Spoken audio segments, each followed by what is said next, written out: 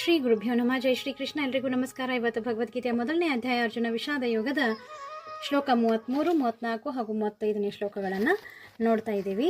33ನೆಯ ಶ್ಲೋಕ ಬಂದು ತ ಇಮೇವ ಸ್ಥಿತ ಯುದ್ಧೆ ಪ್ರಾಣಾಸ್ತಕ್ತ್ವ ಧನಾನಿ ಚ ಆಚಾರ್ಯ ಪಿತರಃ ಪುತ್ರಾಸ್ತಥೈವ ಚ ಪಿತಾಮಹ.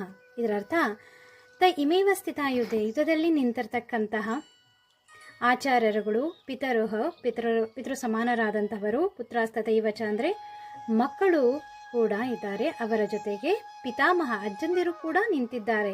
ಹೇಗೆ ನಿಂತಿದ್ದಾರೆ?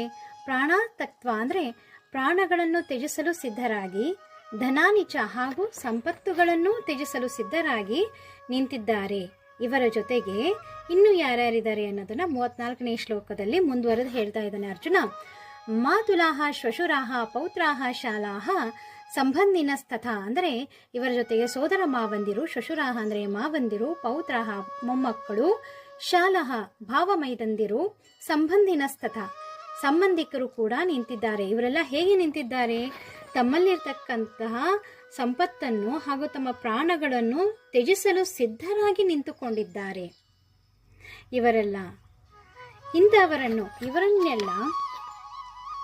ಹಂತುಮಿಚ್ಚಾಮಿ, ನಾನು ಒಂದು ವೇಳೆ ಕೊಲ್ಲಲು ಇಚ್ಛಿಸಿದರು, ಜ್ಞತೋಪಿ ಅಂದರೆ ಒಂದು ವೇಳೆ ಕೊಂದರೂ ಕೂಡ.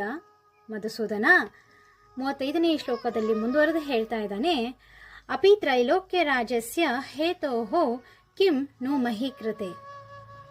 3 ಲೋಕಗಳ ರಾಜ್ಯದ ಆಸೆಗಾಗಲಿ ಅಥವಾ 3 ಲೋಕಕ್ಕಾಗಲಿ ಅಂದರೆ ರಾಜ್ಯದ ಆಸೆಗಾಗಲಿ ಮತ್ತು ಕಿಂ ನು ಮಹೀಕೃತೆ ಅಂದರೆ ಒಂದು ಭೂಮಿಗಾಗಲಿ, ಒಂದು ಭೂಮಿಯ ಆಸೆಗಾಗಿ ನಾನು ನಿಹತ್ಯ ಧಾರ್ತ ರಾಷ್ಟ್ರನ ಅಂದರೆ ಈ ಧೃತರಾಷ್ಟ್ರನ ಮಕ್ಕಳನ್ನು ಹತ್ಯೆ ಮಾಡುವುದರಿಂದ ನನಗೆ ಯಾವ ಸಂತೋಷ ಲಭಿಸಲಿದೆ? ಕಾ ಪ್ರೀತಿ ಸ್ಯಾ ಜನಾರ್ದನ ಅಂದರೆ ಇದರಿಂದ ನನಗೆ ಯಾವ ಸಂತೋಷ ಸಿಗಲಿದೆ ಜನಾರ್ದನ. ಇವರನ್ನೆಲ್ಲ ಕೊಂದರೆ ಇವರೆಲ್ಲ ಹೇಗೆ ನಿಂತ್ಕೊಂಡಿದ್ದಾರೆ? ತಮ್ಮ ಪ್ರಾಣವನ್ನು ಸಂಪತ್ತನ್ನು ತ್ಯಜಿಸಲು ಸಿದ್ಧರಾಗಿ ನಿಂತುಕೊಂಡಿರಬೇಕಾದ್ರೆ ಇವರನ್ನೆಲ್ಲ ಕೊಂದು ನಾನು ಯಾವ ರೀತಿ ಸಂತೋಷ ಪಡಲಿ? ಇದರಿಂದ ನನಗೆ ಯಾವ ರೀತಿಯ ಆತ್ಮತೃಪ್ತಿ ಲಭಿಸಲಿದೆ ಹೇಳು ಜನಾರ್ದನ ಅಂತ ಅರ್ಜುನನು ಶ್ರೀಕೃಷ್ಣ ಪರಮಾತ್ಮನಲ್ಲಿ ತನ್ನ ವೇದನೆಯನ್ನು ಹೇಳ್ಕೊಳ್ತಾ ಇದ್ದಾನೆ. ಇದು ಶ್ಲೋಕ 33, 34 ಹಾಗೂ 35ರ ಭಾವಾರ್ಥ. ಧನ್ಯವಾದಗಳು. ಜೈ ಶ್ರೀಕೃಷ್ಣ.